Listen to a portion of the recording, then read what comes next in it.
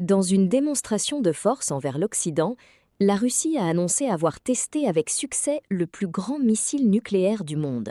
Il s'agit du missile Sarmat, à capacité nucléaire, également connu sous le nom de Satan II. Le missile intercontinental de 208 tonnes atteint une vitesse de 25 000 km/h et est aussi haut qu'une tour de 14 étages.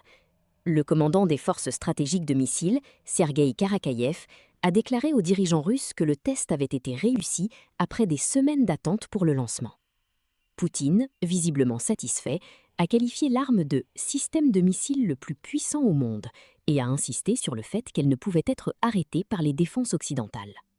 Le rendement total de la tête nucléaire qu'elle transporte est plus de 4 fois supérieur à celui de tout équivalent existant et plus puissant occidental. Plus important encore, le missile peut voyager non seulement sur une trajectoire balistique, mais aussi sur une trajectoire suborbitale. Troisièmement, cela permet une portée de plus de 35 000 km, doublant simultanément ses performances.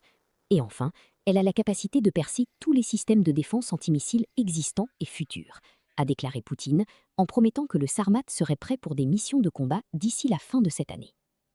Dans un avertissement inquiétant pour l'Occident, les médias d'État russes ont publié des maquettes montrant les conséquences dévastatrices que le missile pourrait avoir. Un graphique troublant semblait montrer Downing Street, le siège du Premier ministre britannique, détruit alors que l'arme mortelle frappait au cœur de Londres.